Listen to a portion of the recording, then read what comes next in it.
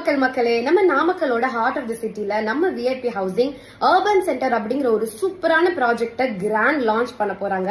இதுல இருக்க எல்லா பிளாட்ஸுமே வந்து டிடிசிபி அப்ரூவ் தான். நாமக்கல் முருகன் கோவில்ல இருந்து வெறும் 2 மினிட்ஸ்லயும், நாமக்கல் ஆஞ்சநேயர் கோவில்ல இருந்து வெறும் 3 மினிட்ஸ்லயும் இங்க வந்து ரீச் பண்ற மாதிரியான ஒரு டிஸ்டன்ஸ்ல தான் இருக்கு.